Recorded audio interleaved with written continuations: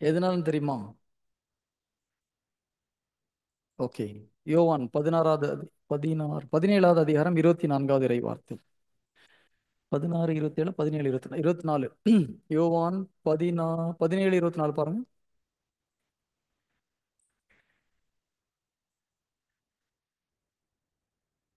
ஆ sister, youth youth படிக்கிட்டு நீங்க யூத்தா தான் இருக்கிறீங்க சிஸ்டர். இருந்தாலும் யங் யூத்துக்கு ஒரு சான்ஸ் கொடுங்க. அது அது யாரு? நீ நிறைய படிச்சிட்டமா, நல்லா படிக்கிற, குட். புதுசா புதுசா தந்தையே, உலகம் தோன்றும் முன்னே நீர் என் மீது அன்பு கொண்டு எனக்கு மாட்சி அளித்தீர். நீர் என்னிடம் ஒப்படைத்தவர்கள் என்னை என் மாட்சியை காணுமாறு அவர்களும் அவர்களும் நான் இருக்கும் இடத்திலேயே நான் இருக்கும் இடத்திலேயே என்னோடு இருக்க வேண்டும் என என் விரும்புகிறேன். என்னோடு இருக்க வேண்டும் என்று விரும்புகிறேன். ஜீசஸ் என்ன பிரேயர் பண்றாரு? நான் இருக்கும் இடத்திலேயே அவர்களும் என்னோடு இருக்க வேண்டும் என்று விரும்புகிறேன். ஜீசஸ் எப்படி ஜெபிக்கிறாரு? என்னை ஏற்றுக்கொள்கிறவர்கள் நான் இருக்கும் இடத்திலே அவர்களும் இருக்கணும். என்ன மாதிரி ஒரு ஆசை இல்லையா? ஒரு ராஜா பையன் பேலஸ்ல இருந்து ஒரு சேரியில் உள்ள ஒரு பையனை ஃப்ரெண்ட் ஆயிடுறான். அப்பாட்ட போய் என்ன சொல்றான்? நான் இருக்கிற இடத்துல அந்த சேரியில் இருக்கிற பையனும் இருக்கணும் அப்படின்னு சொல்லி சொல்றார். நம்ம அப்பா வந்து என்ன பண்ணிருப்பாரு? நீ சேர்ந்து சேரிக்கு போடான்னு சொல்லிட்டு இருப்பாரு இல்லையா? ஆனா பிதா என்ன பண்றாரு? சரி, அவனை கொஞ்சம் ஒரு ரத்தத்தால குளிப்பாட்டி மேல கூட்டு வா. இதுதான் ரட்சிப்பு. புரியுதா? நமக்கு மோட்சம் கிடையாது. கடவுள் நம்மை மோட்சத்துக்காக படைக்கல. நல்லா ஞாபகம் வச்சுக்கோங்க. கடவுள் நம்மை படைச்சது இந்த பூமியை ஆட்சி செய்வதற்காக. ஆதாம் வந்து பூமியை இழந்தாரா, மோட்சத்தை இழந்தாரா பாவம் செய்யும்போது? எல்லாம் யோசிக்கிறான். இந்த ஆள் எல்லாமே வித்தியாசமா தான் கேள்வி கேட்கறான் இல்ல? இது வரைக்கும் இப்படி யோசிக்கல இல்லையா? ஆதாம் பாவம் செய்யும்போது மோட்சத்தை இழந்தானா, பூமியை இழந்தானா? புரியுதா? ஆண்டவர் எங்கேயுமே மோட்சத்துக்கு கொடுப்பான்னு ப்ராமிஸ் பண்ணல பழைய ஏற்பாட்டில். ஏதாவது ஒரு இடத்துல சொல்லியிருக்காரா நான் மோட்சத்துக்கு உன்னை கூட்டு போறேன்னு? ப்ராமிஸ் பண்ணவே இல்லை அவர். நம்மளா கற்பனை பண்ணிட்டு இருக்கிறோம் மோட்சம் நமக்கு. அவர் இது என்னுடைய இடம்ன்றாரு. வானம் எனது சிங்காசனம், பூமி எனது பாதப்படி. கண் கண் காணாத உலகம் அவர் ஆட்சி செய்கிறார். காண்கிற உலகத்தை ஆட்சி செய்யறதுக்கு தான் நம்மளை படைச்சார். கிளியர்? சோ ஆதாம் பாவம் செய்யும்போது இந்த உலகத்தை ஆட்சி செய்யக்கூடிய உரிமையை இழந்து போயிட்டான். மோட்சத்தை இழந்து போல, இந்த பூமியை இழந்து போயிட்டான். இப்ப இந்த பூமியை திரும்பி மீட்டு மறுபடியும் அவன் கையில கொடுக்கறதுக்கு தான் ஜீசஸ் வர வேண்டியதாகி போச்சு இல்லையா? ஏன் இயேசு கிறிஸ்து இந்த உலகத்திற்கு வந்தார்? எல்லாம் ரட்சிப்பு எல்லாம் கரெக்டு தான். பட் ஏன் மெயினா இந்த பூமியின் ஆட்சியை கைப்பற்றி, சரி நல்லா ஞாபகம் வச்சுக்கோங்க. பைபிள்ல இந்த ஜீசஸ் அடிக்கடி ஒரு வார்த்தை யூஸ் பண்றாரு. பரலோக ராஜ்யம், பரலோக ராஜ்யம், பரலோக ராஜ்யம். 90 முறைக்கு மேல பரலோக ராஜ்யன்ற வார்த்தையை யூஸ் பண்றார். கரெக்டா? அதை குறித்து நம்ம தெளிவா தெரியுது, ரொம்ப ரொம்ப அவசியம். He is a king of king இல்லையா? திருவள்ளிப்பாடுல அப்படிதான் சொல்றார். அரசர்க்கெல்லாம் அரசர். இயேசு கிறிஸ்து படி சொல்லும் என்ன போட்டிருக்கு? அரசர்க்கெல்லாம் அரசர். இங்க வரும்போது அரசாட்சியை கைப்பற்றுவதற்கு தான் வராரு. பசங்க ஏமாந்து போய் அரசாட்சி யார் கையில கொடுத்துட்டாங்க? பிசாசு கையில கொடுத்தோமா, பாவத்து கையில கொடுத்தோமா? மனிதன் பாவத்துக்கு அடிமையா, பிசாசுக்கு அடிமையா? நம்ம ஒரு நாளும் பிசாசுக்கு அடிமை கிடையாது. நல்லா ஞாபகம் வச்சுக்கோங்க. பாவம் செய்யும் எவனும் பாவத்துக்கு தான் அடிமை, பிசாசுக்கு அடிமை கிடையாது. நான் நிறைய முறை கேட்கும்போது மக்கள் நம்ம பிசாசுக்கு அடிமை, நம்ம ஒரு நாள் பிசாசுக்கு அடிமை. பிசாசுக்கு மனிதன் அடிமையாயிருந்தா இயேசு கிறிஸ்து ரத்தத்தை பிசாசு கையில கொடுத்துருக்கணும். புரியுதா? ஜீசஸ் ரத்தத்தை யார்கிட்ட கொடுத்தாரு? பிதா கையில கொடுத்தார். எப்பவுமே நம்ம பிதாவுடைய பிள்ளைங்க தான். பாவத்தில் இருக்கும்போது அவருடைய பிள்ளைங்க தான். பிசாசுடைய பிள்ளையா ஒரு நாள் நம்ம மாறல. பாவத்துக்கு அடிமை. யோவான் 8வது அதிகாரம் 34வது இறை வார்த்தை. யோவான் 8:34.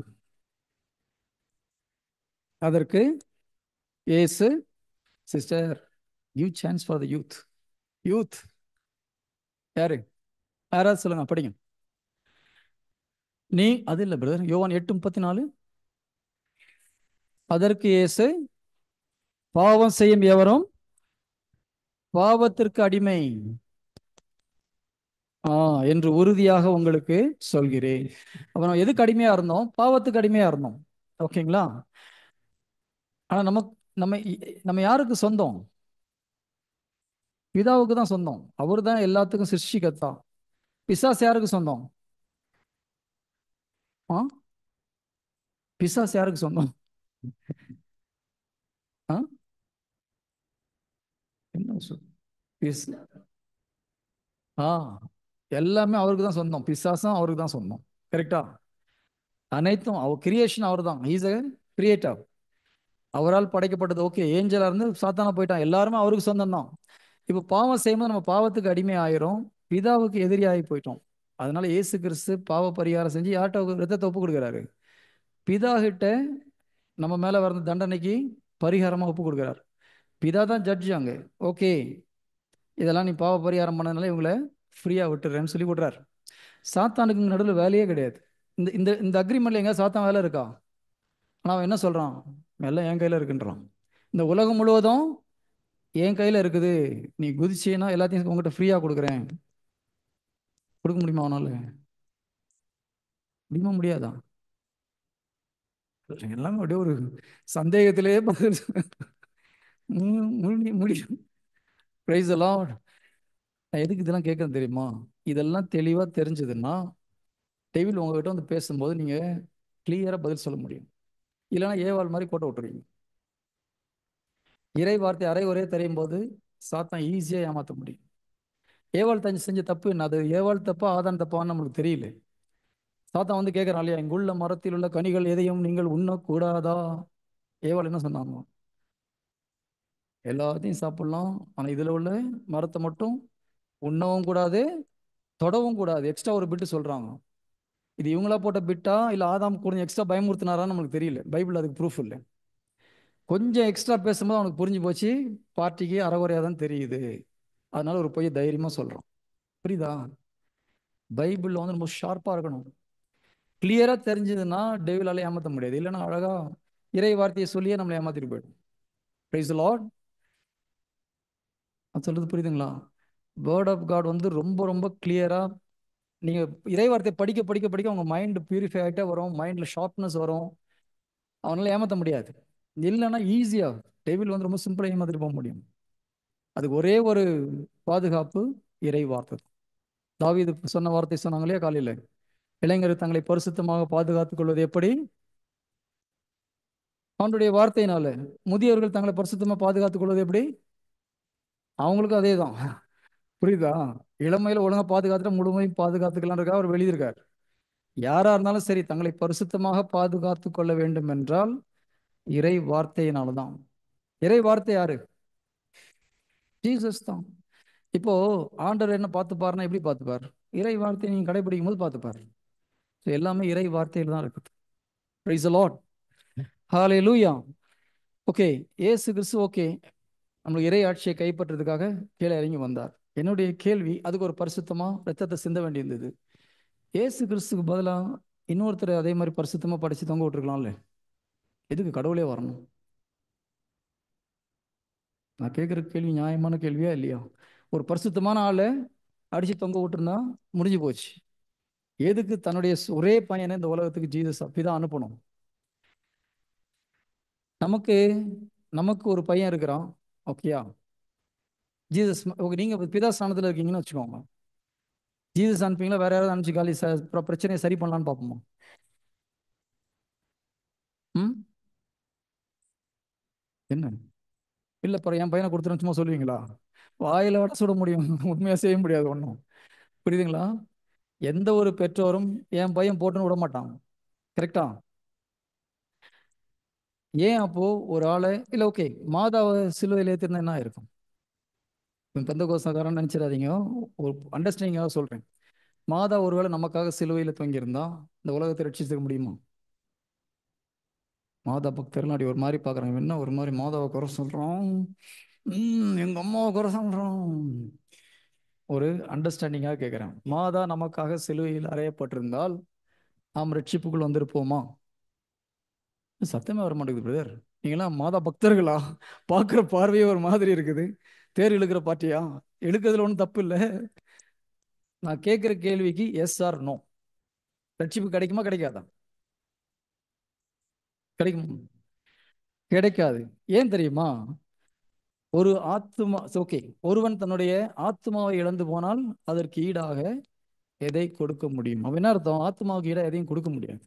இந்த உலகம் முழுவதையும் கொடுத்தாலும் ஒரு ஆத்மாவுக்கு ஈடா ஒன்றும் கொடுக்க முடியாது. ஒருவேளை ஒரு ஆத்மா, பரிசுத்தமான ஆத்மா இறந்து போயிருந்தா என்ன இருக்கும்? இன்னொரு ஆத்மாவை மீட்டு இருக்கலாம். ஒருவேளை நம்ம சும்மா ஒரு மேத்தமெட்டிக் பார்த்தோம்னா அதுக்கு மேல ஒன்றும் பண்ண முடியாது. இல்லையா? ஒன்றும் இல்லை, ஒரு சிம்பிள். ஒரு மார்வாடி கடையில் 10,000 ரூபாய்க்கு நகையை வைக்கிறீங்க. என்கிட்ட 5,000 ரூபா கொடுக்கணும், திருப்பி கொடுத்துருவானா? ஒரு காலத்துலையும் கிடைக்க போகிறது இல்லை. கரெக்டா? அதே ஒரு ஒரு பவுன் ஒரு பொருள், அப்புறம் கொஞ்சம் வச்சிருக்கீங்க, ஒரு பவுன் காசை கொடுத்தா ஒரு வேளை இதை இந்த ஒரு பவுன் காசு நகையை திருப்பி கொடுக்கலாம். ரைட்? பாசிபிலிட்டி, அது வேணா நடக்கலாம். மொத்த ஆளையும் மீட்டுறது ஒரு காலத்திலையும் நடக்காது. அப்போ மொத்த உலகத்தில் உள்ள மக்களை மீட்டணும்னா யார் வரணும்? இந்த மொத்த உலகத்தில் உள்ள மக்கள் எங்கிருந்து வந்தாங்களோ அந்த சொந்தக்காரர் வரணும். யாரிடமிருந்து இவர்கள் எல்லோரும் உருவாக்கப்பட்டார்களோ அவர் வந்து ரட்சத்தை சிந்தினா மாத்திரம்தான் இத்தனை பேரையும் ரட்சிக்க முடியும். கிறிஸ்துவ மதம் மாத்திரமே உண்மை, இயேசு கிறிஸ்து மாத்திரமே ரட்சிப்பை கொடுக்க முடியும்னு சொல்றதுக்கு இதுதான் முக்கியமான காரணம். இத்தனை உயிருக்கும் சொந்தக்காரர், இத்தனை உயிரும் எங்கிருந்து வந்தது? நம்ம எங்கிருந்து வந்தோம்? அவர் வழியாக, அவரால், அவருக்காக படைக்கப்பட்டவர்கள். நம்முடைய உயிரெல்லாம் எங்கிருந்து வந்தது? இயேசு கிறிஸ்துவின் வழியாக, அவருக்காக, அவரிடமிருந்து வந்த உயிர். அனைத்துக்கும் சொந்தக்காரர் அவர்தான். அவருடைய ரத்தத்தை சிந்தும் போதுதான் இதுக்கு ஈடு செலுத்த முடியும். Is it clear?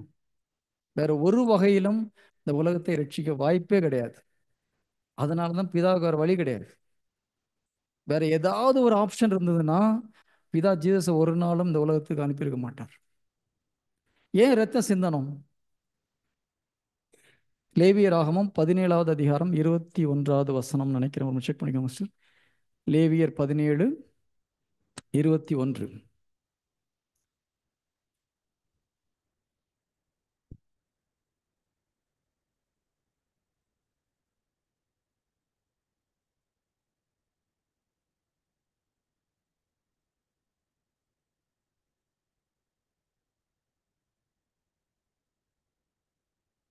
லேவியராகமம் 17வது அதிகாரம்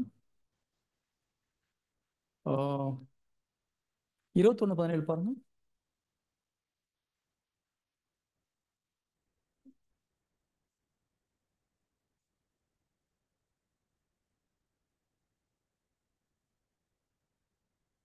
ஓகே, ஒன்றும் பிரச்சனை இல்லை, இல்லை நான் அந்த வசனத்தை அப்புறம் சொல்றேன்.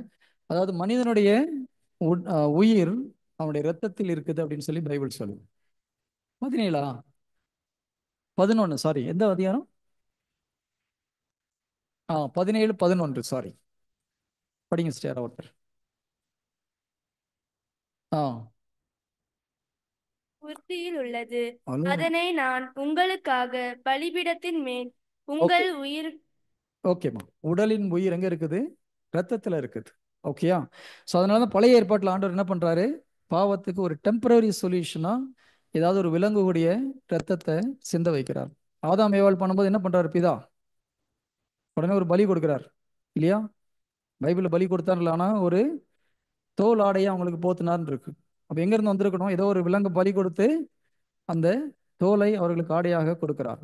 அந்த ரத்தம் வந்து ஒரு டெம்பரரி சொல்யூஷன். ஆடு மாடின் ரத்தம் ஒரு டெம்பரரி சொல்யூஷன்.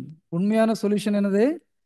இயேசு கிறிஸ்துடைய ரத்தம். ஏன் இந்த உயிருக்கு பதிலா இந்த உயிரை கொடுக்கணும்?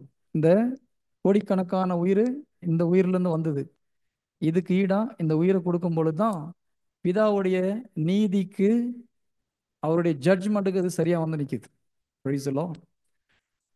இப்போ ஜீசஸ் அதிகமா தொகை கொடுத்து மீட்டினாரா, கம்மியா கொடுத்து மீட்டினாரா?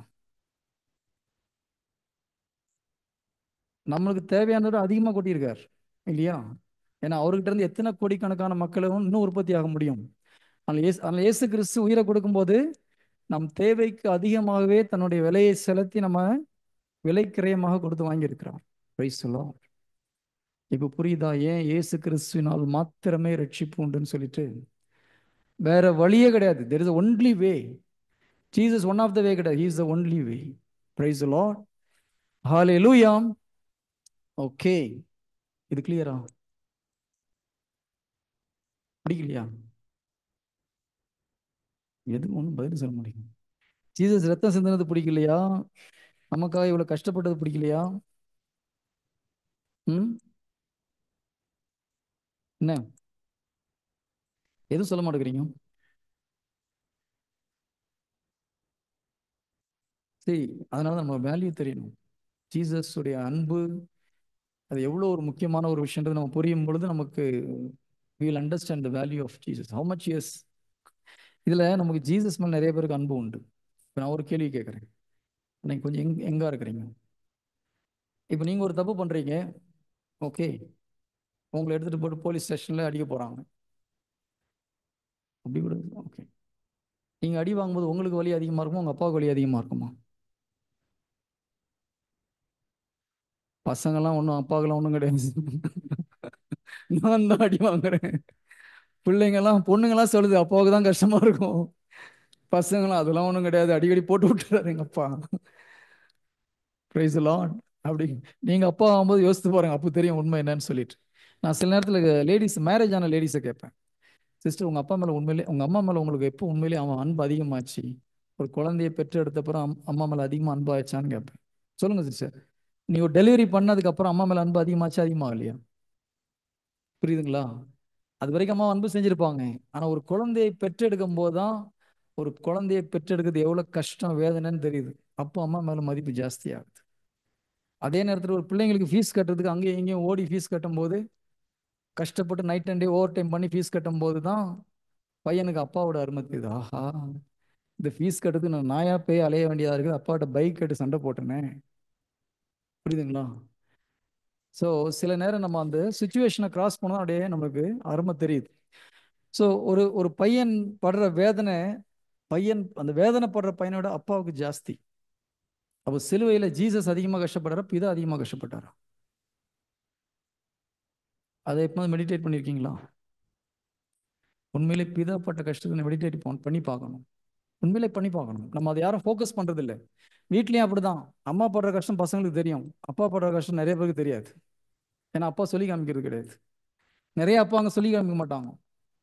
நான் சொல்றது கரெக்டா தப்பா? அம்மா காலையிலேருந்து உனக்கு இவ்வளோ கட்டி சாப்பாடு செஞ்சு போடுறேன், துணி துவைக்கிறேன், எல்லாம் பண்றேன், ஒரு இதுவும் இல்லை. அப்பா என்ன கஷ்டப்பட்டாலும் கம்முன்னு எல்லாத்தையும் மனசுல வச்சுட்டு செஞ்சுட்டு போறதுனால அப்பாவுடைய கஷ்டம் அம்மா சொன்னா புரியும். நிறைய வீட்டில் அம்மா சொல்லாதனால அப்பா கஷ்டப்பட்ட மாதிரி நிறைய பேருக்கு தெரியாம போகுது. பிதாவும் அப்படிதான். சர்ச் எப்பவுமே பிதா கஷ்டப்பட்ட கஷ்டத்தை யாரும் ஃபோக்கஸ் பண்றதே கிடையாது. ஜீசஸ் கஷ்டம் அது எல்லாருக்கும் தெரியும் இல்லையா? நம்ம பேஷனை படிக்கிறோம், அவருடைய பாடுகளை படிக்கிறோம், சிலுவை பாதை பண்றோம். அதனால இயேசு கிறிஸ்து பட்ட கஷ்டங்கள் வேதனைகள் நமக்கு புரிகிறது. ஆனால் பிதா அதை விட பயங்கரமா கஷ்டப்பட்டார். அ- அப்ரஹாம் எடுத்துக்கோங்க. அப்ரஹாம ஈசாக்கு பலி கொடுக்க சொல்றார். எதுக்காக? நம்பிக்கை டெஸ்ட் பண்றதுக்கு பண்றார். ஆனா இவரு சென்ட் பால் எழுதும்போது சொல்றாரு, பின்னால் நடக்க இருந்ததற்கு அது ஒரு முன் அடையாளம். அப்ப பிதா என்ன பண்றாரு? இந்த மனுஷனே பிள்ளைய பலி கொடுக்கறதுக்கு துணிஞ்சிட்ட அப்புறம் என் பிள்ளைய நான் கொடுத்தாகணும். அப்ப எங்க இருந்து இயேசு கிறிஸ்துவை பலியை பற்றி யோசிச்சிட்டே வர்றாரு பிதா. எப்படி மாதா குழந்தைய கருத்தரிக்கும் போது இந்த குழந்தை ஒரு நாள் சிலுவையில தொங்க போகுதுன்னு கஷ்டப்பட்டுட்டு இருந்தாங்களோ, பிதா உலக தொடக்கம் முடிஞ்சு 3வது அதிகாரத்துல இருந்து கஷ்டப்பட்டுட்டு இருக்கிறார். என் பிள்ளைய நான் பலி கொடுத்தாகணும். இந்த மாதிரிலாம் கஷ்டப்பட்டு இறக்க போறாரு. இது வேதனையா இல்லையா? இது மெடிடேட் பண்ணிப்பான். பிதாவுடைய அன்புனா என்னன்னு தெரியும், அப்பாவுடைய அன்பும் புரியும். ஒரு குடும்பத்துல பிதா ஸ்தானத்துல வருது அப்பா, குடும்பத்துல அம்மா ஸ்தானத்துல வருது இயேசு கிறிஸ்து. Price the Lord. ஹல்லேலூயா. எங்க அம்மா பிதா மாதிரி இல்லையே, எங்க ஜீசஸ் மாதிரி இல்லையேன்னு சொல்லாதீங்க. அதுக்கு 3வது நாள் பேசலாம் அதை பற்றி. இப்போ இதை மட்டும் ஞாபகம் வச்சுக்கோங்க. Price the Lord.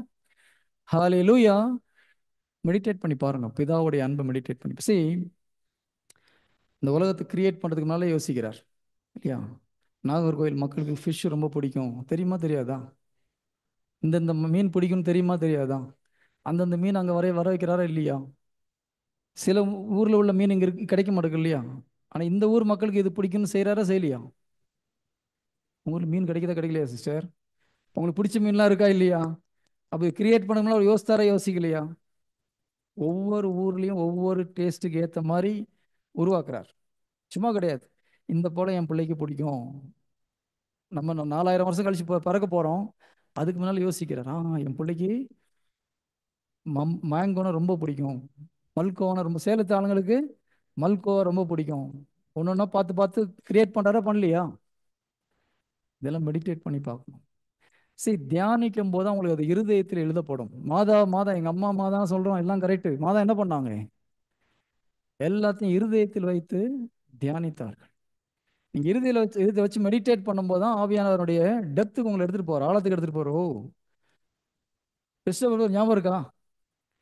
பிரதர் ஒரு முறை பிதாவுடைய அன்பு மட்டும் நான் ஒரு நாள் எடுத்த மெசேஜ். என்னாச்சு பிரதர்? வாங்க, கம். உங்களுக்கு ஞாபகம், எனக்கு ஞாபகம் இருக்கு, உங்களுக்கு ஞாபகம் இருக்கா?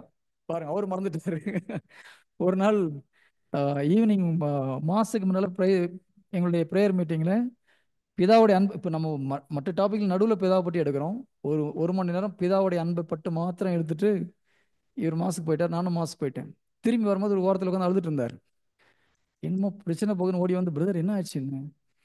இதோ அன்பு நினைச்சேன் பிரதர், ஒரு அழுமையாச்சு. இப்போ அழுறாரு பாருங்க. அது கடவுள் பிதாவுடைய அன்பு.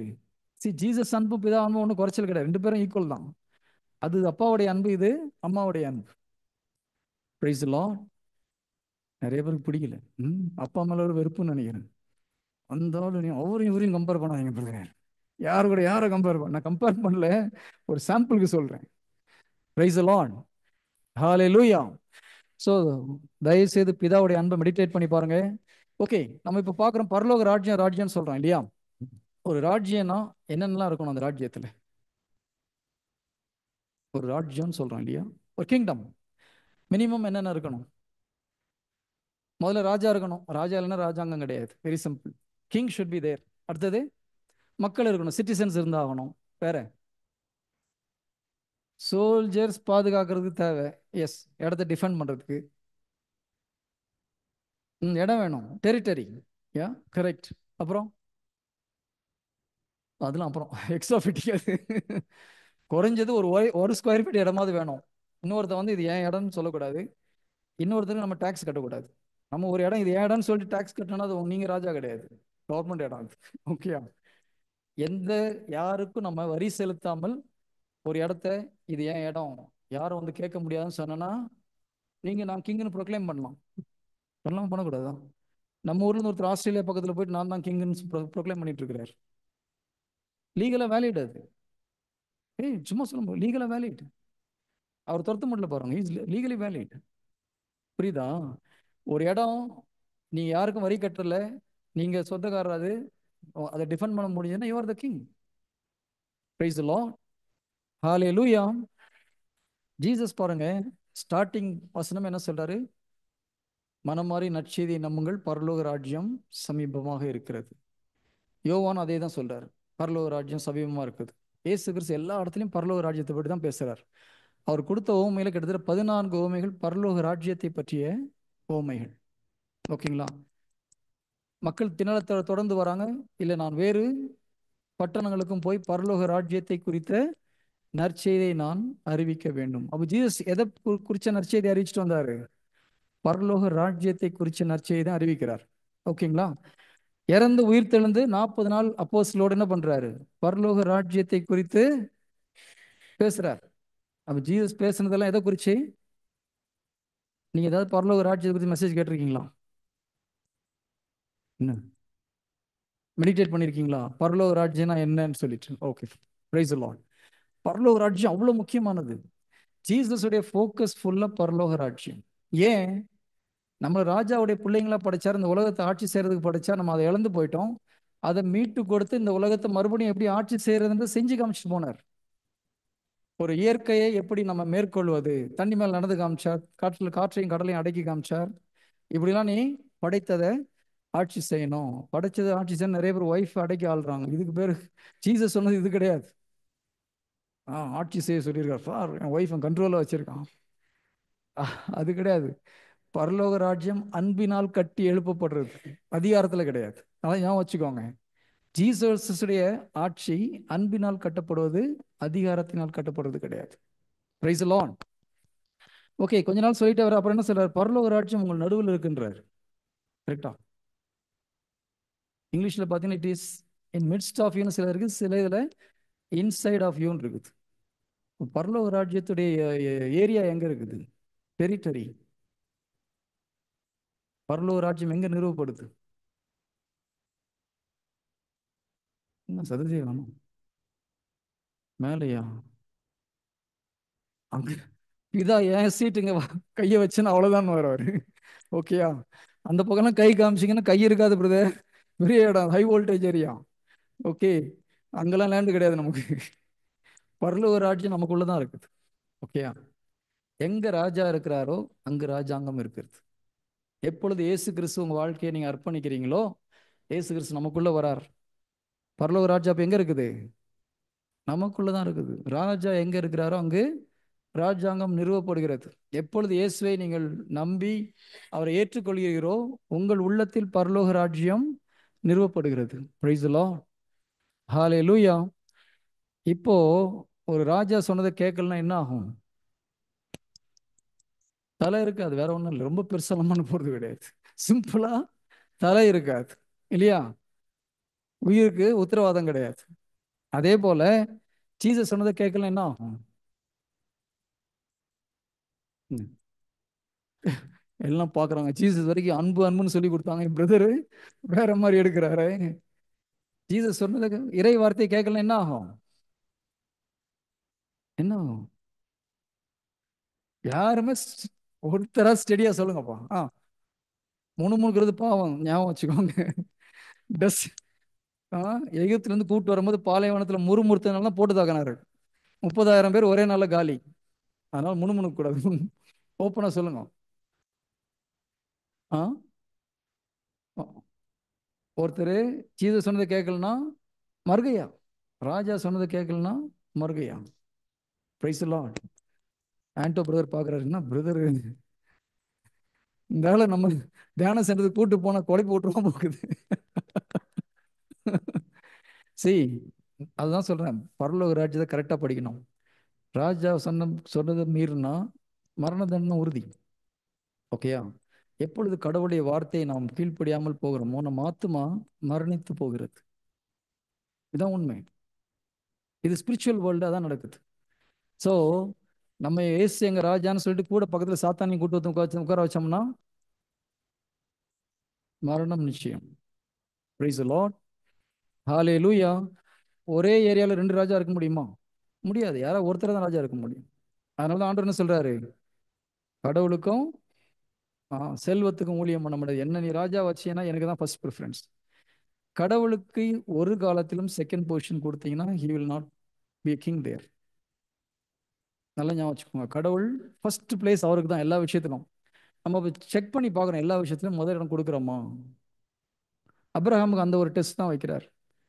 25 வருஷம் கழிச்சு பையன் பிறந்தோன்னு அப்ரஹாமுக்கு தலைகால புரியல. எல்லாத்துக்கும் விழா எடுக்கிறார். பையன் பால் குடி மறந்தது கூட விழா எடுக்கிறார். அது வரைக்கும் அப்பப்போ பிதா கிட்ட போனவர். அதுக்கப்புறம் வாரத்துக்கு ஒரு நாள், மாசத்துக்கு ஒரு நாள் தான் அந்த பக்கம் எட்டி பார்க்கறது. ஏன்? வேலை முடிஞ்சு போச்சு. அப்போதான் பிதா ஒரு டெஸ்ட். ஓகே, நீ இவன் மேல இவ்வளோ ஆசை வச்சிருக்கியா? ஒரு டெஸ்ட், பலி கொடுன்றார். என்ன அர்த்தம்? யார் மேலேயாவது கடவுளோட அதிகமாக ஆசை வச்சா என்ன ஆகும்? ஒய்ஃப் மனை கணவன் ஒருத்தருக்கு புரிஞ்சு போச்சு, சிரிக்கிறாரு. ஒய்ஃப் கடவுளை விட கணவன் மேல வாசம் வச்சிருந்தா என்ன ஆகும்? கணவனுக்கு ஆப்பு வச்சுட்டான்னு அர்த்தம். நல்லா ஞாபகம் வச்சுக்கோங்க. நீங்க பாட்டுக்கு பெருமையா என் வீட்டுக்காரர் என் மேல உயிரே வச்சிருக்கான்னு சொல்லிட்டு உயிர் போயிடும். அவங்களுக்கு இப்பதான் புரியுது. Praise the Lord. ஹல்லேலூயா. கணவன் அன்பு செய்யுங்க, மனைவி அன்பு செய்யுங்க. கடவுளோட அதிகமா அன்பு செஞ்சிடாதீங்க, ரிஸ்க் அது. கடவுள் ஜெலஸ் கார்டன் பைபிள் சொல்லுது. என்ன, எரிச்சல் அடையும் தேவன். அது தமிழ்ல போட்ட ஒரு மாதிரி இருக்குன்னு எரிச்சல் அடையும் தேவன் சொல்றாங்க. Praise the lord. I am a jealous God. ஏன்னா அதுக்கு உரிமை உண்டு அவருக்கு இல்லையா? ஒன்றும் இல்லை, தூசியிலேருந்து நம்மளை உருவாக்குன கடவுளை விட்டுட்டு நம்ம அழிந்து போகிற ஒரு பொருளையோ மனிதனையோ அவரை விட அதிகமாக அன்பு செய்யும் பொழுது கடவுளுக்கு பிடிக்காது. அதுக்கு இன்னொரு காரணமும் இருக்குது. ஏன் தெரியுமா? ஃபர்ஸ்ட் பாவத்துக்கு அது ஒரு முக்கியமான காரணம். சி, சென்ட் பால் ரொம்ப தெளிவாக சொல்றாரு, ஒரு மனிதன் வழியாக பாவம் இந்த உலகத்துக்குள்ளாக நுழைந்தது. முதல்ல பாவம் பண்ணது ஆதாமா ஏவாளா? ஆதாம் பாவம் பண்ணாலும் ஏவாள் பாவம் பண்ணாங்க. அப்புறம் எதுக்கு சென்ட் பால் வந்து ஏவாளுக்கு சப்போர்ட் பண்றாரு?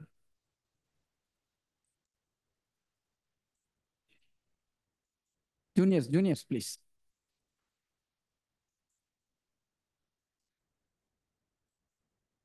ம். ஓகே. எதனால ஆதாம் வழியாக பாவம் இந்த உலகத்தில் நுழைஞ்சதுன்னு சொல்றாரு? ஆதாம். ஓகே, அதனால ஏவாள் தப்பு பண்ண பிரச்சனை இல்லையா? சரி, பாவத்தை தொடங்குனது ஏவாள் தான். ஆனா சப்போஸ் ஆதாம் பாவம் செய்யலைன்னு என்ன இருக்கும்? பூமி பாவத்துக்குள்ள போயிருக்காது. ஓகே.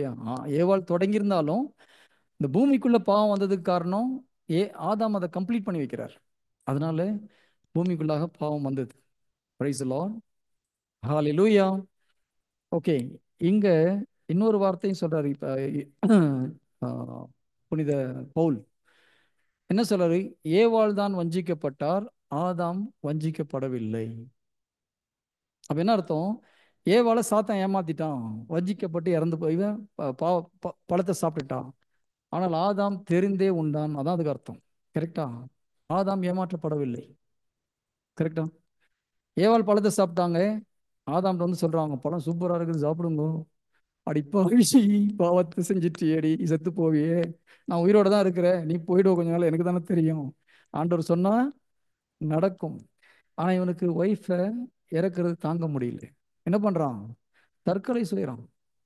தெரிஞ்சே பழத்தை சாப்பிட்றான். நான் சாவ போறேன், என் ஒய்ஃபு சாவ போறா, அதனால நான் என் ஒய்ஃபோட சேர்ந்து நானும் செத்து போறேன்னு தெரிஞ்சு அந்த பழத்தை சாப்பிட்றேன். லவ் ஸ்டோரி எப்படி ஆரம்பிச்சது பாத்தீங்களா? என்னென்னமோ படம் எடுக்கிறாங்களே, இந்த லவ் ஸ்டோரி எப்படி இருந்தது? தான் சாக போறேன்னு தெரிந்தே பழத்தை சாப்பிட்றான். அதான் அதனுடைய மீனிங். லவ் பண்ணாரா பண்ணலையா? ஆதாம் ஏவாளை லவ் பண்ணானா பண்ணலையா? ஆனா ஜீசஸ் கடவுளோட அதிகமா லவ் பண்ணிட்டார். அங்கதான் ஆண்டவருக்கு ஃபர்ஸ்ட் கட்லையே மீறார். ஃபர்ஸ்ட் கட்ல என்னது?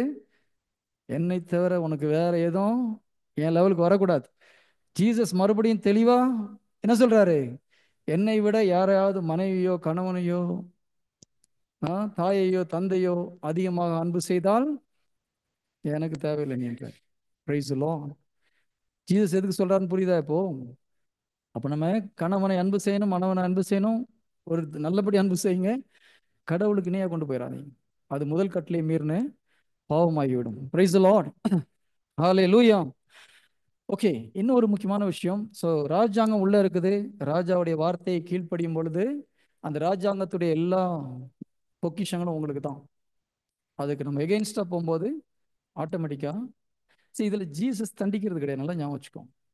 இதா முதலே சொல்றாரு, நல்லதையும் ஆசீர்வாதத்தையும் சாபத்தையும் உன் முன்னால வைக்கிறேன், நீ சூஸ் பண்ணிக்கோப்பான்றார்.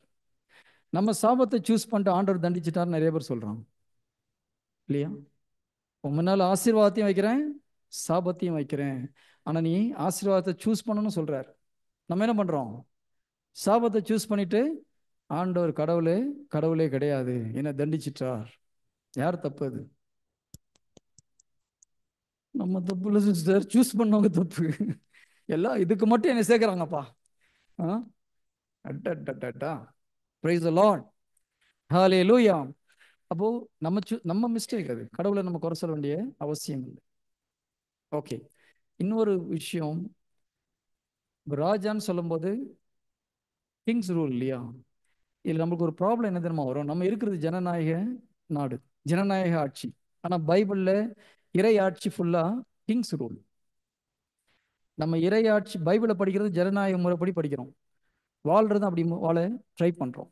ஒரு பங்குல சாமியார் இருக்கிறாரு, பங்கு பேரவை இருக்குது. நாங்க 10 பேர் நோன்னு சொன்னா ஃபாதர் முடியாது, அதுதான் கரெக்ட்னு சொல்றாரு. சண்டை நடக்குதா நடக்கலையா? எதனால சண்டை போடுறோம்? 12 பேர் பிரதர் பங்கு பேரவையில், ஃபாதர் நான் இப்படிதான் செய்வேன்டா, நாங்கள் செய்யக்கூடாதுன்னு சொல்றோம், அவர் மீறி செய்யறாரு, அதனால நாங்கள் ஃபாதர் மேல முட்டை கட்டி ஏதாச்சும் போட்டோம். பிஷப் கிட்ட போதா போலியா? இது கரெக்டா தப்பா? ஏன் தப்பு? இது ஜனநாயகம் கிடையாது. நல்லா ஞாபகம் வச்சுக்கோங்க. பரலோக ராஜ்யம் ஜனநாயக முறைப்படி நடக்கிற ராஜ்யம் கிடையாது. இது அரசர் ஆட்சி. மொத்த கேபினெட் மினிஸ்டர் 100 பேர் நோன்னு சொன்னா ராஜா எஸ்னார்னா அதுக்கு மேல வாய் பேசக்கூடாது. Praise the Lord. ஹalleluya. இது நமக்கு தெரியாதனால என்ன பண்றோம்? ஃபாதர்கிட்ட போய் குஸ்தி பிடிக்கிறோம், சண்டை போடுறோம்.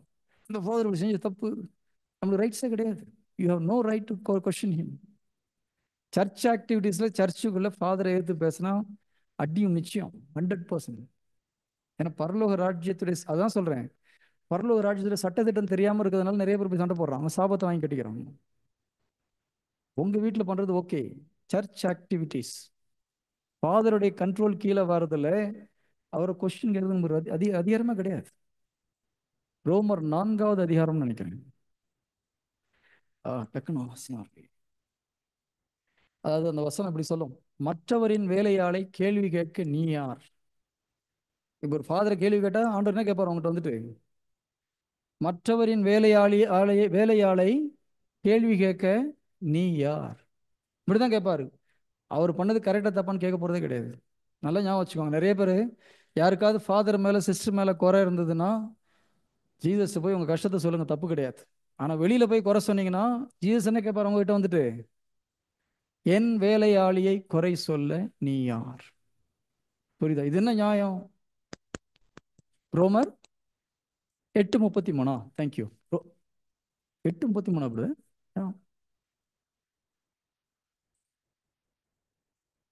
இல்ல, நான் சொல்றது இந்த வார்த்தை, என் வேலை, அதாவது மற்றவரின் வேலையாளை குறை சொல்ல நீ யார்? அதுக்கு 4வது அதிகாரம் தான் நினைக்கிறேன், சரி ஞாபகம் இல்லை. ஓகே, சர்ச் பண்ண முடிஞ்சா பாருங்களா, அப்புறம் பார்த்துக்க நான் கொடுக்குறேன் பிரதர். புரியுதுங்களா? இப்போ உதாரணமா பழைய ஏற்பாட்டில் ஒரு நிகழ்ச்சி எடுத்துக்கலாம். மோயிசன் மேல அவருடைய சகோதரியும் சகோதரனும் போய் கம்ப்ளைண்ட் பண்றாங்க இல்லையா, குறை சொல்றாங்க மோயிசனை. மோயிசன் ஆண்டவரையும் போய் ஆண்டவர்கிட்ட முறையிட்டு இருக்கலாம், கூப்பிட வர சொல்லி 2 பேரையும் பஞ்சாயத்துக்கு. யார் பஞ்சாயத்து நடுவில் நிற்கிறது? பிதா. 2 பேரையும் கூட்டு வா. என்ன கேள்வி கேட்கிறாரு? மோயிசா, நீ தவறு செய்தாயா கேட்டாரா? ஒன்றும் கேட்கல. நான் அவனோடு முகமுகமாய் பேசுகிறேன் என்று தெரிந்திருந்தும் அவன்கிட்ட கேள்வி உனக்கு என்ன தைரியம் இருக்கணும்னு கேட்கிறார். மோயிசன் என்ன பண்ணான்னு பேச்சே கிடையாதாங்க. புரியுதா? நம்ம கிளியரா படிக்கணும் பைபிள்ல. மோயிசன் பண்ணது தப்பு கரெக்டுன்னு ஆண்டவர் பேசவும் இல்லை, என்ன பண்ணான்னு கேட்கவும் இல்லை. யாரை கேட்கிறாரு? என்னோடு முகமுகமாய் அவன் பேசுகிறான் என்று தெரிந்திருந்தும் எந்த தைரியத்துல அங்க போய் பேசினேன்? இதே கேள்வியை நம்மளை கேட்பார்.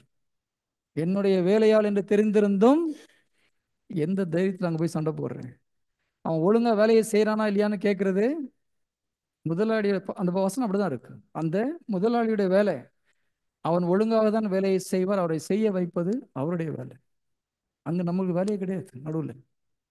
Price the Lord. ஹல்லேலூயா. ஒருவேளை குருக்களை பற்றி வெளியே போய் குறை சொல்லியிருந்தீங்க, இல்லை சண்டை போட்டிருந்தீங்க, இல்லை தவறா பேசியிருந்தீங்கன்னா ஒழுங்கா நல்ல ஒரு பாவசித்தனம் பண்ணுங்க. அது பெரிய சாபத்தை கொடுக்கும், மிகப்பெரிய சாபத்தை கொடுக்கும். ஏன்னா ஆண்டவருடைய அன்பர்கள் மேல் கை வச்சா, கடவுளுக்காக வாழ்க்கையை அர்ப்பணிச்சுங்க, தப்பு பண்ணிருக்க எல்லாரும் மனிதர் தான், யாருமே பெர்ஃபெக்ட் கிடையாது இயேசு கிறிஸ்துவை தவிர. அவர்களை குறை சொல்லும் போது ரொம்ப டேஞ்சர். ஊழியக்காரங்களை அது மாதிரி குறை சொல்லியிருந்தீங்கன்னா, பெற்றோர்களை குறை சொல்லியிருந்தீங்கன்னா, சரி அரசாட்சி, அதான் இந்த ரூல்ஸை கரெக்டாக படிக்கணும். கிங்டம் ஆஃப் காட்ல அத்தாரிட்டிக்கு எகெயின்ஸ்டாக போகும்போது யாருக்கு எகெயின்ஸ்டாக போறீங்க? உங்கள் அதிகாரத்துக்கு, அது உலகப்பூர்வமாக அதிகாரமாக இருந்தாலும் சரி, ஸ்பிரிச்சுவல் அதிகாரமாக இருந்தாலும். முதல்ல நம்ம ஸ்பிரிச்சுவல் அதிகாரத்தை பற்றி பேசினேன். குருக்களுக்கு எகெயின்ஸ்டாக, கன்னியர்களுக்கு எகெயின்ஸ்டாக பேசும்போது என்ன ஆகுது? ஸ்பிரிச்சுவல் அத்தாரிட்டிக்கு நம்ம எகெயின்ஸ்டாக போகிறோம். இப்போ நார்மல் உலகப்பூர்வமான அதிகாரம், பெற்றோர்களுக்கு எதிராக பேசும்போது யாருக்கு எதிராக பேசுகிறோம்? நிறைய பேருக்கு சத்தியமாக வர மாட்டேங்குது. இந்த பிரதர்கிட்ட எங்கள் அம்மா சொல்லி அனுப்பிச்சு விட்ருக்காங்கன்னு நினைக்கிறேன். கரெக்டாக எனக்கே பேசுகிற மாதிரி பேசுகிறார் ஒரு மாதிரி.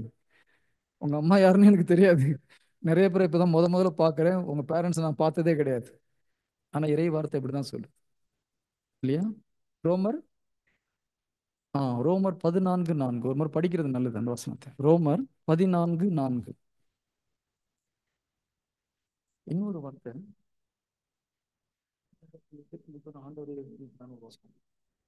என்ன வசனம்?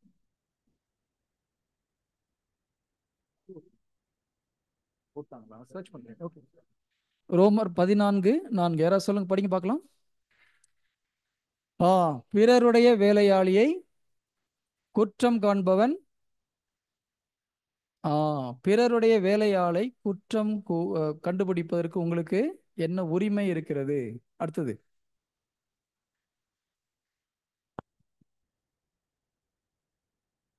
அவர் நன்கு செயலாற்றுகிறாரா இல்லையா என்பது யாருடைய ஒரு ஒரு குரு ஒழுங்கா வேலை செய்கிறாரா இல்லையான்னு சொல்லி யாரு டிசைட் பண்ணணும்?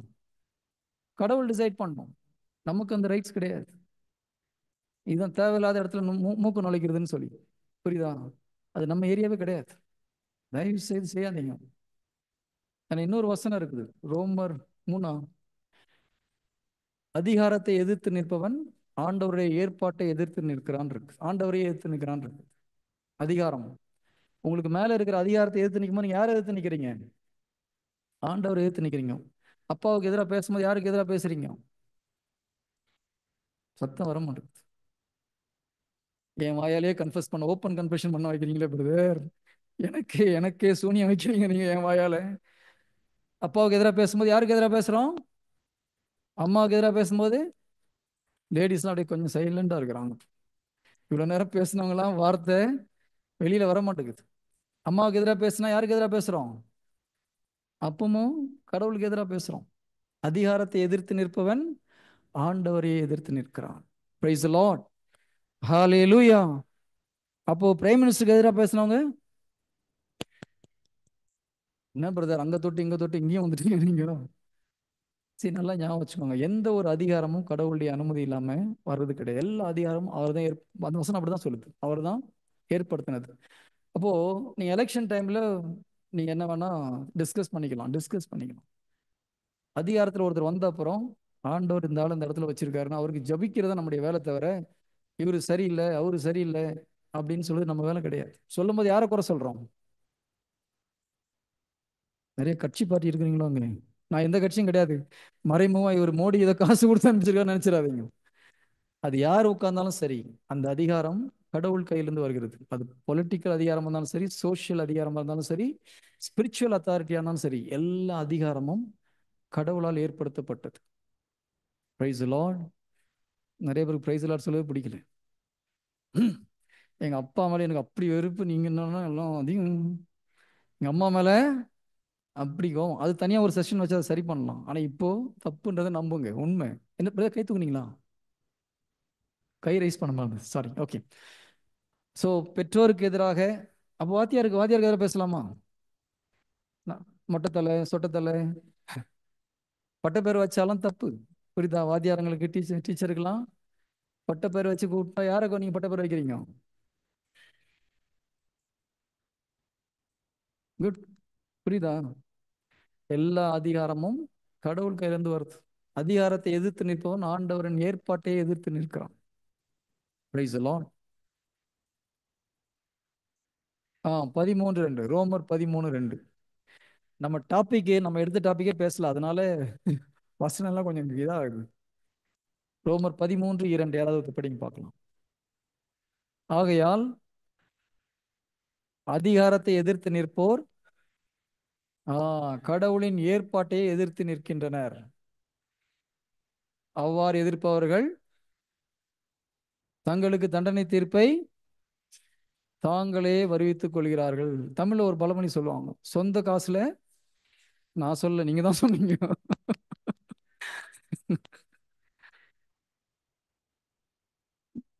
Praise the Lord. Hallelujah. சொந்த காசுல அப்படி வைக்கணும்னா அம்மாட்ட போயிட்டு சண்டை போடுங்க, அப்பாட்ட போய் சண்டை போடுங்க, வாத்தியார்ட்ட போயிட்டு சண்டை போடுங்க, இல்ல வாத்தியார பட்டப்பேர் வச்சு கூப்பிடுங்க. ஸோ அதிகாரத்தில் இருப்பவர்களை அந்த இடத்துல வந்த அப்புறம் சீஃப் மினிஸ்டர் பிடிக்கல, நமக்கு பிரச்சனை கிடையாது. அந்த பொசிஷனுக்கு we have to respect because கடவுள் அங்க உட்கார வச்சிருக்கார். சார் நான் வேற கட்சி, அதெல்லாம் ஓகே. பொசிஷனுக்கு வர்ற வரைக்கும் வேற கட்சி ஓகே, உங்க கருத்தை சொல்லுங்க, அதெல்லாம் ஓகே, ஜனநாயக முறைப்படி. வந்த அப்புறம் எஸ் பிரதர்.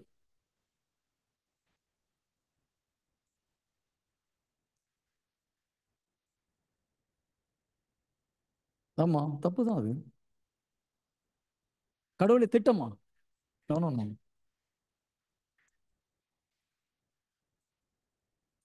சரி, ஜீசஸ் தீமையை நன்மையா மாத்துறாரு, அது வேற. ஓகேயா? பிரியறது கடவுளுடைய திட்டம் கிடையாது. பரிசுத்தாவி இருக்கிற இடத்துல ஒற்றுமை தான், ஐக்கியம் தான், பிரிவினை கிடையாது.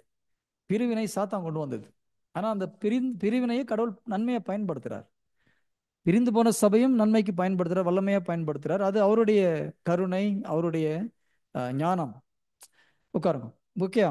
இப்போ ஒன்றும் இல்லை, நீங்கள் ஒரு பெரிய காரை வச்சுட்டு ஓகே, ரோல்ஸ் ராய்ஸ் கார் எடுத்துகிட்டு சேரி உள்ள போக முடியுமா? இடம் பத்தாது. நம்ம சர்ச் ரோல்ஸ் ராய்ஸ் கார் மாதிரி, அதுக்கு ஒரு சட்ட திட்டங்கள்லாம் உண்டு. ஒரு சின்னதுன்னா பெர்மிஷன் வாங்கணும் இல்லையா? இப்போ நான் ஒரு சர்ச்சில் போய் பிரசங்கம் பண்ணணும்னு வச்சுக்கோங்க, முதல்ல அங்கே உள்ள ஃபாதர்கிட்ட பெர்மிஷன் வாங்கணும், அப்புறம் அங்கே உள்ள பிஷப்கிட்ட பெர்மிஷன் வாங்கணும், என் பங்கு சாமியார்கிட்ட பெர்மிஷன் வாங்கணும். இவ்வளவும் இருக்குது. இவ்வளோ நடந்து அந்த பாரிஷ் பீஸ் எல்லாம் ஓகே, என் உண்மையிலே கேத்தலிக் தான், கொஞ்சம் கொஞ்சம் அப்படி இப்படி பேசுவான், ஆனால் கேத்தலிக் தான் அப்படின்னு சொன்னாதான் உள்ள விடுவாங்க. புரியுதா?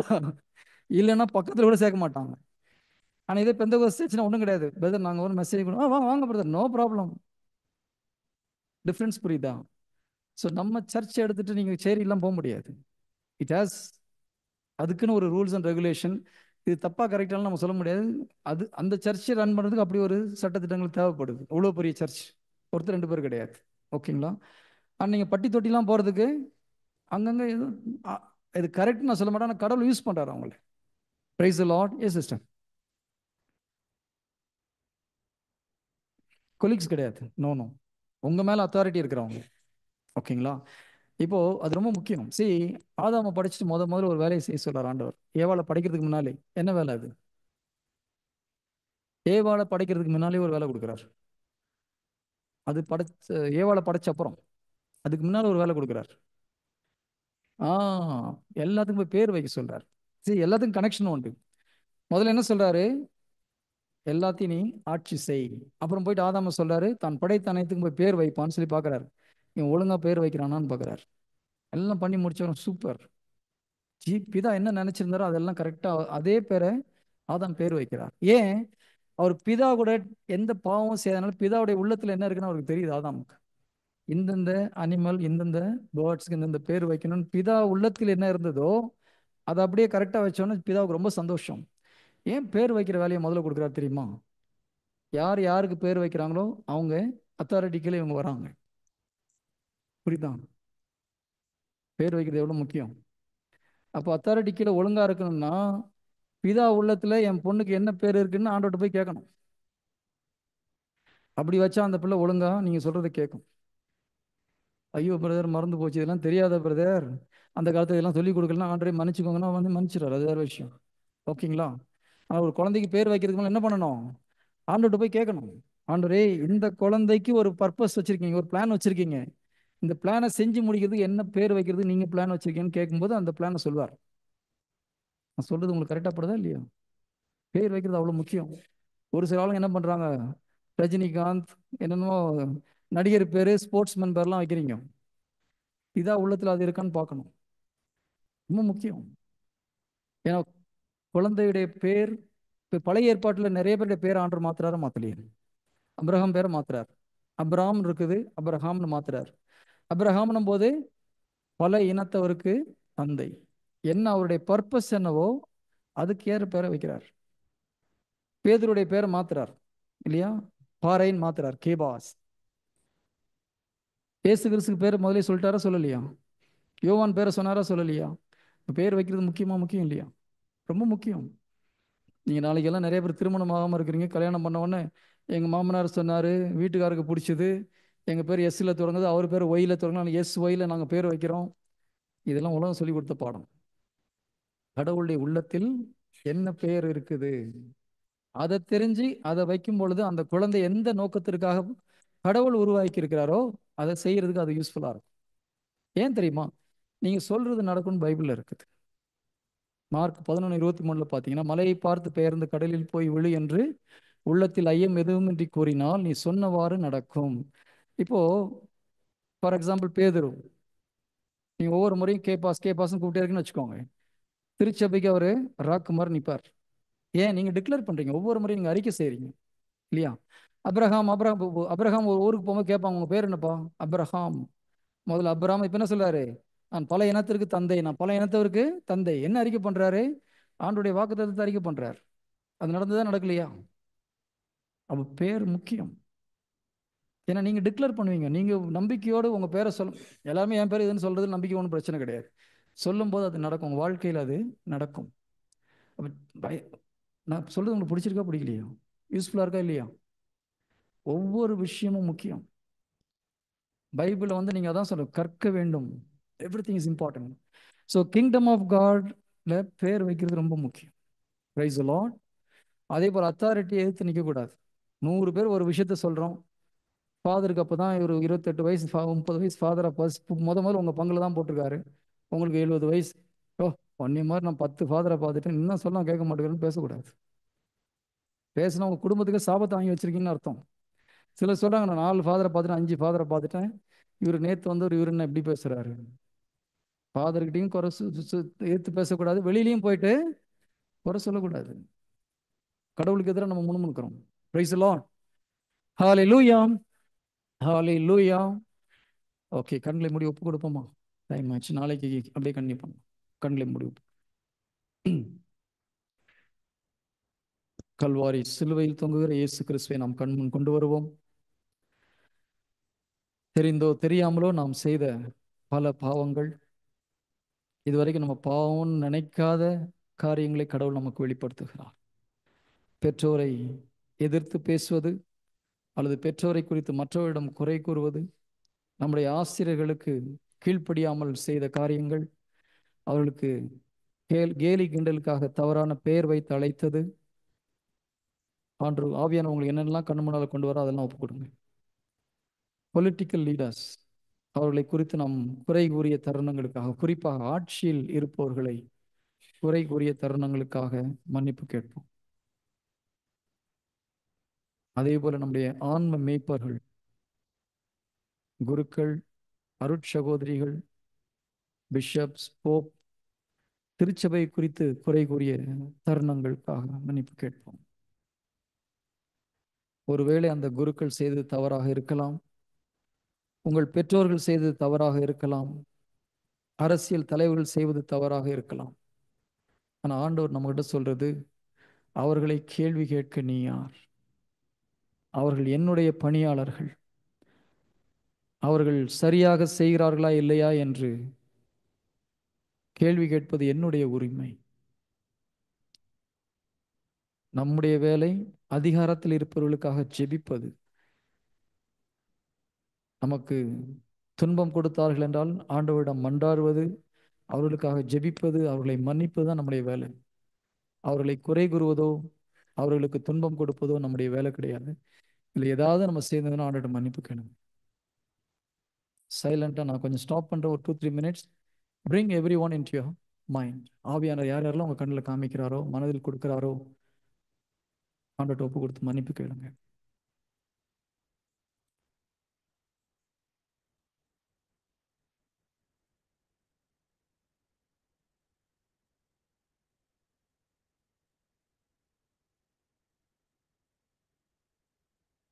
கல்வாரி சிலுவையிலே இதோ இந்த கல்வாரி சிலுவையில் இயேசு கிறிஸ்து பாடுகள் படும்பொழுது சொல்லன்னா வேதனைகள் அனுபவித்த போது கூட தலைமை குருவுக்கு எதிராக ஒரு வார்த்தை அவர் பேசவில்லை. தலைமை குருவை குறை சொல்லி, தலைமை குரு செய்தது அனைத்தும் பாவமாக இருந்தாலும் தவறாக இருந்தாலும் அவரை கடிந்து கொள்ளவில்லை.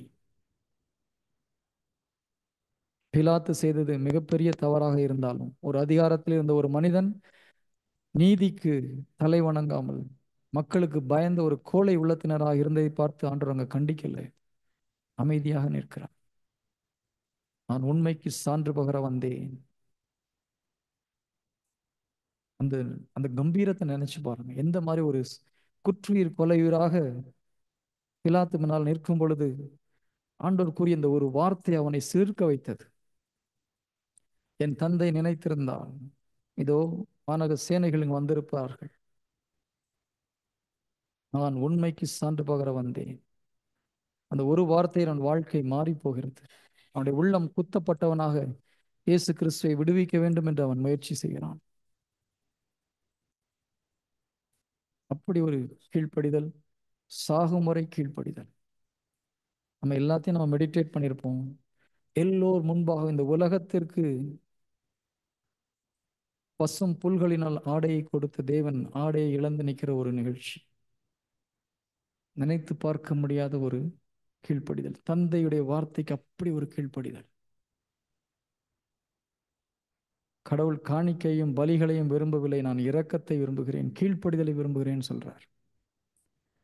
கீழ்ப்படியாமல் நாம் என்ன பெரிய பைபிள் ஸ்காலராக இருந்தாலும் மிராக்கிள் பண்ணாலும் கடவுளுக்கு எதிரியா போய் மாட்டிப்போம். தாழ்ச்சி மிக மிக அவசியம். அன்னை மரியாளை கடவுள் உயர்த்தியதற்கு முக்கியமான காரணம் அவரிடமிருந்து தாழ்ச்சி. ஒப்பு கொடுப்போம். எந்தெந்த இடத்துல நம்ம கீழ்ப்படுதல் இல்லாமல் தாழ்ச்சி இல்லாமல்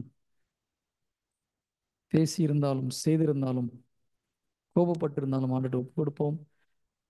உண்மையாக மனம் திரும்புவது ஆண்டவர் அதை பாவங்களை கழுவி நம்மை மன்னிக்கிறார். அதை மறந்து நம்மிடம் பழைய அதே அன்போடு பழகுகிறார். அந்த ஞாபகத்தில் ஒப்பு கொடுப்போம். ஆண்டவரே, இங்க இருக்கிற ஒவ்வொரு சகோதர சகோதரியும் அது பாதத்தில் ஒப்பு கொடுக்கிறேன். அது கல்வாரி இரத்தத்தினாலே கழுவி தூய்மைப்படுத்துமாறு ஜெபிக்கிறேன். இரக்கமாய் இருக்குமாறு ஜெபிக்கிறேன். இதோ இந்த உலகத்தின் பாதையில் உலக மக்கள் சொன்ன கருத்தினால் கோபப்பட்ட நேரங்களுக்காக இந்த சகோதர சகோதரிகள் மன்னிப்பு கேட்ட அந்த நிமிடத்தில் ஆண்டவரே இவர்களை மன்னிக்குமாறு ஜெபிக்கிறேன். இரத்தத்தினாலே கழுவி பரிசுத்தப்படுத்துமாறு ஜெபிக்கிறேன். இதோ அதிகாரத்தை எதிர்த்து பேசிய ஒவ்வொரு வார்த்தைகளையும் இயேசுவின் இரத்தத்தினால் எரித்து போடுகிறேன். ஆண்டவரே, இவர்கள் பேசிய இந்த வார்த்தை சாத்தான் கையில் இருந்தால் இயேசு நாமத்தில் அவை எரிந்து போகட்டும். அதனால் இவர்களுடைய குடும்பத்துக்குள்ளாக வாழ்க்கைக்குள்ளாக வந்த எல்லா நெகட்டிவிட்டியும் இயேசு நாமத்தில் வெளியேறும்படி கட்டளையிடுகிறேன். எல்லா கட்டுகளும் இயேசு கிறிஸ்து நாமத்தில் அவிழ்க்கப்படட்டும். இப்பொழுது இவர்கள் வாழ்க்கைக்குள் சாத்தான் விதைத்த எல்லா விதைகளையும் இயேசு நாமத்தில் வேரோடு பிடுங்கி கடலில் எரிகிறோம். ஆண்டவரே, விடுதலை உண்டாகட்டும். In Jesus name. Thank you Holi spirit. ஆண்டவரே, நீர் விடுதலை கொடுத்து கொண்டிருப்பதற்காக நன்றி. தன்னுடைய தவறுகளை உணர்த்தி கொண்டிருப்பதற்காக நன்றி அப்பா. இதோ பல வாலிபர்களும் இளம் பெண்களும் ஆண்டவரை தங்களுடைய தவணை உணர்வதற்காக நன்றி. அதிலிருந்து வெளிவருவதற்கான கிருபை நீர் கொடுக்குமாறு ஜெபிக்கிறேன். Give them your grace, my Lord. உம்மை அடித்து நொறுக்கி அப்பா அவமானப்படுத்தி சிலுவையில் தொங்கவிடும் பொழுதும் நீர் அவர்களை மன்னித்தீரே.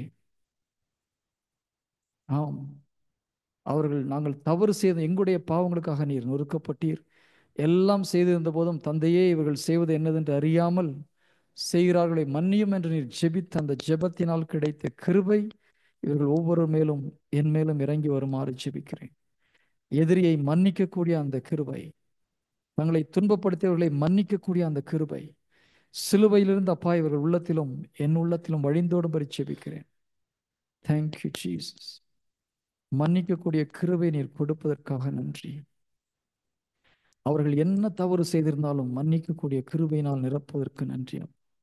எங்களுடைய அன்பினால் மன்னிக்க முடியாது தகப்பனே. உம்முடைய அன்பினால் உம்முடைய கிருபையினால் மாத்திரமே முடியும். இங்கு ஒரு சில சகோதர சகோதரிகள் எங்களால் மன்னிக்க முடியாது என்று மனதிலே சொல்லிக் கொள்கிறார்கள். அன்றைய உம்முடைய கிருபை வரும் பொழுது இதோ உன் பலவீனத்தில் என் பலம் பூரணமாக விளங்கும், என் கிருபை உனக்கு போதும் என்று கூறினீரே. Pour your grace into the heart, my Lord. மன்னிக்கக்கூடிய கிருபை அந்த மனதை கொடுக்குமாறு ஜெபிக்கிறேன். கீழ்ப்படியக்கூடிய அந்த மனதை கொடுக்குமாறு ஜெபிக்கிறேன். Thank you Jesus. அப்பா, உம்முடைய வல்லமை இறங்கி வருவதற்காக நன்றி. Lord, I release your love into the hearts right now. Fill them with your love. Fill them with your love, my Lord. I release that love in the name of Jesus. Touch them. Let them feel that love. தந்தையின் அன்பு கிடைக்காதவர்கள் உம்முடைய அன்பினால் நிரப்பப்படட்டும். 2 கொரிந்தியர் 1:4-5 இதோ விண்ணக தந்தையே ஆறுதல் அனைத்திற்கும் ஊற்று. நாங்கள் அவரிடமிருந்து ஆறுதலை பெற்றுக்கொண்டதால் பல்வேறு துன்பங்களில் உழலும் மக்களுக்கு ஆறுதல் கொடுக்க முடிகிறது என்று புனித பவுல் சொன்னது போல உம்மிடமிருந்தே இவர்கள் ஆறுதலை பெற்றுக்கொள்ளட்டும். அன்பா, தாய் தந்தை கொடுக்க முடியாத ஆறுதல், நண்பர்கள் கொடுக்க முடியாத ஆறுதல் ஆண்டவரே இதோ பிதாவாகிய விண்ணக தந்தையிடமிருந்து வரட்டும். அப்பொழுது கன்சோல் தம் மை லார்ட். தாயின் அன்பை இழந்து போனவர்கள், தந்தையின் அன்பை ருசி பார்க்க முடியாதவர்களை தகப்பனே உம்முடைய கிருபையினால் உம்முடைய அன்பினால் நிரப்பும், உம்முடைய ஆறுதலினால் நிரப்பும். ஆண்டவரே, you are enough for us my Lord. Thank you Holi Spirit. அப்பா, அவருடைய உள்ளத்திலே நீர் அசைவாடி கொண்டிருப்பதற்காக நன்றி. ஒவ்வொரு உள்ளத்திலும் நீர் அசைவாடி கொண்டிருப்பதற்காக நன்றி. கல்லான இருதயத்தை அப்பா நீர் எடுத்து போடுவதற்காக நன்றி செலுத்துகிறேன். பட்ட வேதனைகளினால், கஷ்டங்களினால், ஏமாற்றத்தினால் அதை இறுகி போயிருக்கிற அந்த உள்ளத்தை நீர் மாற்றுவதற்காக நன்றி செலுத்துகிறேன். அந்த நாளில் நான் உங்களுக்கு புதிய ஒரு ஆவியை, புதிய இருதயத்தை நான் கொடுப்பேன், புதுப்பிக்கும் ஆவியினால் நான் நிரப்புவேன், கல்லான இதயத்தை எடுத்துவிட்டு சதையுள்ள இருதயத்தை கொடுப்பேன் என்று கூறினீரே. சதையுள்ள இருதயத்தினால் அப்பா ஒவ்வொருடையும் நீர் நிரப்புமாறு ஜெபிக்கிறேன். Thank you Jesus, thank you Holi Spirit. அப்பா புதிய இருதயத்தை நீர் பொருத்துவதற்காக நன்றி. நன்றி ஆண்டவரே. உன் உள்ளத்தின் பாரத்தை நீர் எடுத்து மாற்றுவதற்காக நன்றி. I rebuke every spirit of heaviness to leave them right now. மன பாரத்தை, அழுத்தத்தை கொண்டு வருகிற எல்லா தீய சக்திகளும் இயேசு கிறிஸ்துவின் நாமத்தில் விட்டு போகட்டும். இப்பொழுது இயேசு கிறிஸ்து தன்னுடைய சொந்த இரத்தத்தை சிந்தி விலை கொடுத்து வாங்கியிருக்கிறார். சாத்தானே, உனக்கு எந்த ஒரு அதிகாரமும் கிடையாது. I command you in the name of Jesus, get out from this place. That body is a temple of Holy Spirit. You have no right to come close to them. I command you in the name of Jesus, never come back to them. Thank you, Holy Spirit. Thank you for sealing them. விடுதலை நீர் கொடுப்பதற்காக நன்றி ஆண்டவரே. சமாதானத்தை கொடுப்பதற்காக நன்றி. Thank you, Jesus.